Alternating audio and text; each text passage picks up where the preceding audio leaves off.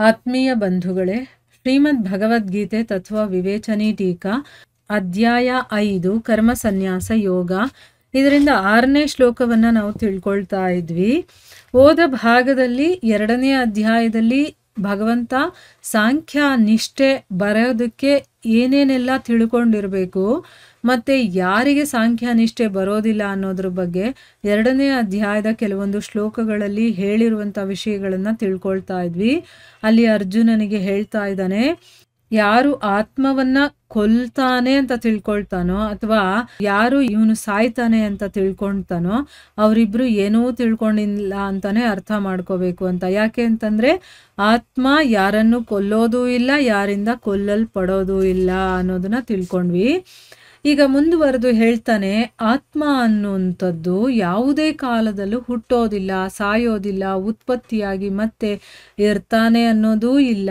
ಯಾಕೆ ಅಂತಂದರೆ ಇವನು ಜನ್ಮರಹಿತನು, ನಿತ್ಯನು, ಸನಾತನನು ಮತ್ತು ಪುರಾತನನೂ ಆಗಿದ್ದಾನೆ. ಶರೀರ ಕೊಲ್ಲಲ್ಪಟ್ಟರೂ ಕೂಡ ಇವನು ಕೊಲ್ಲಲ್ಪಡೋದಿಲ್ಲ ಅಂತ ಹೇಳಿದ್ದಾನೆ.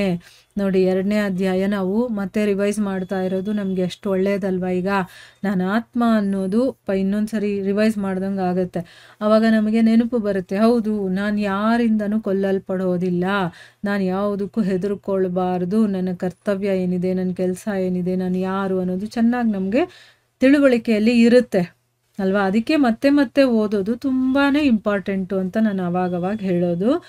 ಸೊ ಇಲ್ಲಿ ನಮಗೆ ಗೊತ್ತಾಯಿತು, ನಾನು ಕೊಲ್ಲಲ್ಪಡೋದಿಲ್ಲ, ಈ ದೇಹ ಕೊಲ್ಲಲ್ಪಡುತ್ತಷ್ಟೇನೆ. ಆಯ್ತಾ. ಮುಂದುವರೆದು ಭಗವಂತ ಹೇಳ್ತಾನೆ, ಹೇ ಪೃಥಾಪುತ್ರನಾದ ಅರ್ಜುನನೇ, ಯಾವ ಮನುಷ್ಯ ಈ ಆತ್ಮನನ್ನ ನಾಶರಹಿತನು, ನಿತ್ಯನು, ಅಜನ್ಮನು ಮತ್ತು ಅವ್ಯಯನು ಅಂತ ತಿಳ್ಕೊಳ್ತಾನೋ ಆ ಪುರುಷ ಹೇಗೆ ಮತ್ತೆ ಯಾರನ್ನ ಕೊಲ್ಲಿಸ್ತಾನೆ ಮತ್ತು ಹೇಗೆ ಯಾರನ್ನ ಕೊಲ್ತಾನೆ.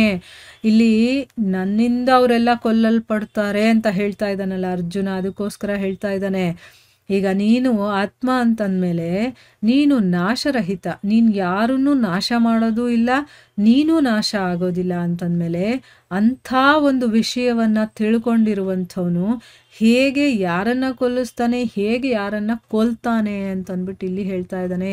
ಅಂದರೆ ಇಲ್ಲಿ ಇಂಡೈರೆಕ್ಟಾಗಿ ನೀನು ಯಾರನ್ನು ಕೊಲ್ಲಲ್ಲ, ನಿನ್ನನ್ನು ಯಾರೂ ಕೊಲ್ಲೋದಕ್ಕಾಗೋದಿಲ್ಲ, ನೀನು ಹಾಗೇ ಇರ್ತೀಯಪ್ಪ, ಈ ದೇಹ ಮಾತ್ರ ನಾಶ ಆಗುತ್ತಷ್ಟೇ ಅನ್ನೋದನ್ನು ಹೇಳ್ತಾ ಇರೋದು. ಮುಂದುವರೆದು ಹೇಳ್ತಾನೆ, ಹೇಗೆ ಮನುಷ್ಯ ಹಳೆಯದಾಗಿರುವಂಥ ವಸ್ತ್ರಗಳನ್ನು ತ್ಯಾಗ ಮಾಡಿ ಹೊಸ ವಸ್ತ್ರಗಳನ್ನು ಧರಿಸ್ಕೊಳ್ತಾನಲ್ವ. ಈಗ ನಾವು ತುಂಬಾ ಹಳೇದಾಗ್ಬಿಟ್ಟಿರುತ್ತೆ, ಅವಾಗ ಏನು ಮಾಡ್ತೀವಿ, ಅದನ್ನು ಬಿಸಾಕಿ ಹೊಸದೊಂದು ಹಾಕ್ಕೊಳ್ತೀವಿ. ಅದಕ್ಕೆ ಯಾರಾದರೂ ಅಳ್ತೀವ?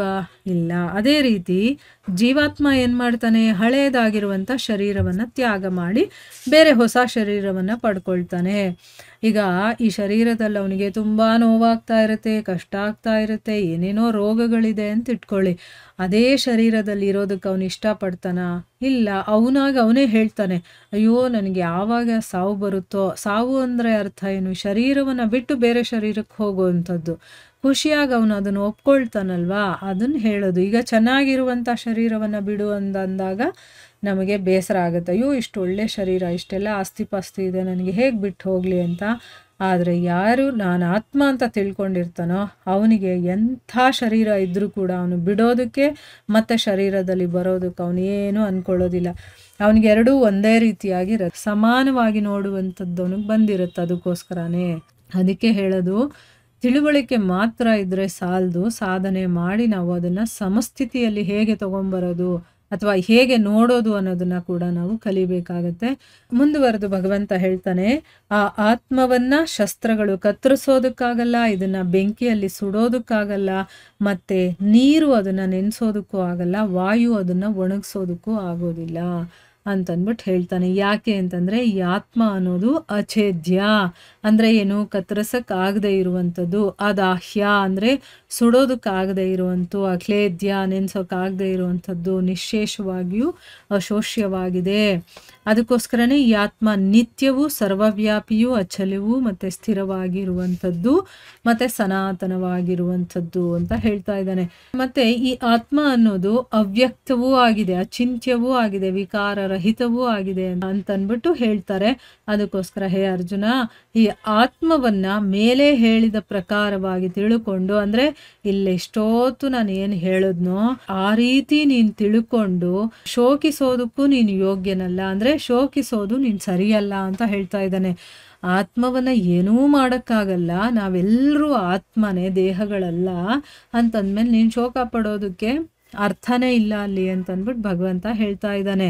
ಅಂದರೆ ಈಗ ನಾವು ಸಾಧುಗಳಾಗಿರ್ಬೋದು ಅಥವಾ ಸನ್ಯಾಸಿಗಳು, ದೊಡ್ಡ ದೊಡ್ಡ ಆತ್ಮ ಸಾಕ್ಷಾತ್ಕಾರವಾಗಿರುವಂಥ ಗುರುಗಳು, ಸದ್ಗುರುಗಳನ್ನೆಲ್ಲ ನೋಡ್ತೀವಲ್ವಾ, ಅವರು ಈ ದೇಹವನ್ನು ಬಿಡಬೇಕಾದ್ರೆ ಅವರು ಏನು ಯೋಚನೆ ಮಾಡೋದಿಲ್ಲ, ಆರಾಮಾಗಿ ತಾವೇ ಈ ದೇಹವನ್ನು ಬಿಡೋದಕ್ಕೆ ತಯಾರಾಗಿ ಸಮಾಧಿಯನ್ನು ಮಾಡಿಸ್ಕೊಳ್ತಾರೆ. ನೋಡಿ ಹೇಗೆ ಅವರು ಪ್ರಾಣವನ್ನು ಬಿಡ್ತಾರೆ ಅಂದರೆ, ಅವ್ರಿಗೆ ನಾವು ಯಾರು ಅಥವಾ ನಾನು ಏನು, ನನ್ನ ಶಕ್ತಿ ಏನು ಎಲ್ಲ ಗೊತ್ತಿರುತ್ತೆ, ಈ ದೇಹ ನಾನಲ್ಲ ಅನ್ನೋದು ಗೊತ್ತಿರುತ್ತೆ.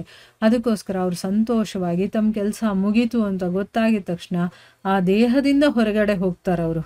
ಅವಾಗ ಅವರು ಸಮಾಧಿ ಆದರು ಅಂತ ನಾವು ಹೇಳ್ತೀವಲ್ವ.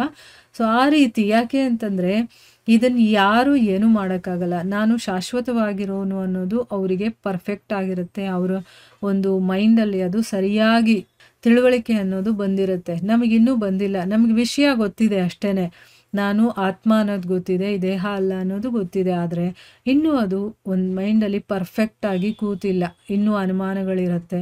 ಆಮೇಲೆ ಅಯ್ಯೋ ಆಗುತ್ತೋ ಇಲ್ವೋ, ನಾನು ಸತ್ತೋದ್ರೆ ಅನ್ನೋದು ಇನ್ನೂ, ಅಂದರೆ ದೇಹ ಮತ್ತು ಆತ್ಮ ಎರಡರ ಮಧ್ಯ ಇದ್ದೀವಿ ನಾವು. ಇನ್ನೂ ನಾನು ಕಂಪ್ಲೀಟಾಗಿ ನಾನು ಆತ್ಮ ಅನ್ನೋದು ನಮಗಿನ್ನೂ ದೃಢತೆಗೆ ಬಂದಿರೋದಿಲ್ಲ. ಇನ್ನು ನನಗೆ ದೇಹದ ಕಲ್ಪನೆ ಅನ್ನೋದು ಇರುತ್ತೆ. ಅದಕ್ಕೆ ಯಾವಾಗ ಅದು ಕಂಪ್ಲೀಟಾಗಿ ನಾನು ಆತ್ಮ ಅನ್ನೋದು ನಮಗೆ ಗೊತ್ತಾಗುತ್ತೋ ಆಗ ನಾವು ಈ ರೀತಿ ಎಲ್ಲ ಯೋಚನೆನೂ ಮಾಡೋದಿಲ್ಲ, ಯಾವುದ್ರ ಬಗ್ಗೆ ಚಿಂತನೆನೂ ಮಾಡೋದಿಲ್ಲ, ಯಾವುದ್ರ ಬಗ್ಗೆನೂ ತಲೆ ಕೆಡಿಸ್ಕೊಳ್ಳೋದಿಲ್ಲ. ಯಾಕಂದರೆ ನಾನು ಶಾಶ್ವತವಾಗಿರೋನು ಅಂದಮೇಲೆ ಯಾವುದ್ರ ಬಗ್ಗೆ ನಮ್ಗೆ ಏನು ಭಯ ಇರುತ್ತೆ? ಹೋದರೆ ಈ ದೇಹಕ್ಕೆ ಏನಾದರೂ ಆಗುತ್ತೆ, ಈ ದೇಹ ಹೋಗುತ್ತೆ ಹೊರತು ನನಗೇನೂ ಆಗೋದಿಲ್ಲ. ಈ ದೇಹ ಇಲ್ಲ ಅಂದರೆ ಇನ್ನೊಂದು ದೇಹ ಸಿಗುತ್ತೆ, ಇಲ್ಲ ಅಂದರೆ ನನಗೆ ಮುಕ್ತಿ ಆಗಿರುತ್ತೆ, ಏನೋ ಒಂದು ಆಗಿರುತ್ತೆ ಅಲ್ವಾ. ಆ ಒಂದು ಧೈರ್ಯ ನಮ್ಮಲ್ಲಿ ಇರುತ್ತೆ. ಸೊ ಅದಕ್ಕೆ ನಾನು ಆತ್ಮ ಅನ್ನೋದು, ಆ ತಿಳುವಳಿಕೆ ಅನ್ನೋದು ನಮಗೆ ಪರ್ಫೆಕ್ಟ್ ಆಗಬೇಕು ನಮ್ಮೊಳಗಡೆ. ಆಗ ಮಾತ್ರ ನಾವು ಈ ರೀತಿಯ ಒಂದು ಶೋಕಗಳು, ಈ ರೀತಿಯ ಸಂತಾಪಗಳು, ಇದರಿಂದ ಎಲ್ಲ ನಾವು ಹೊರಗಡೆ ಬರೋದಕ್ಕೆ ಸಾಧ್ಯ ಆಗೋದು. ಇದರ ಮುಂದುವರೆದ ಭಾಗ ಇನ್ನೂ ಇದೆ, ಅದನ್ನು ನಾವು ಮುಂದಿನ ಭಾಗದಲ್ಲಿ ತಿಳ್ಕೊಳ್ಳೋಣ. ಹರೇ ಕೃಷ್ಣ.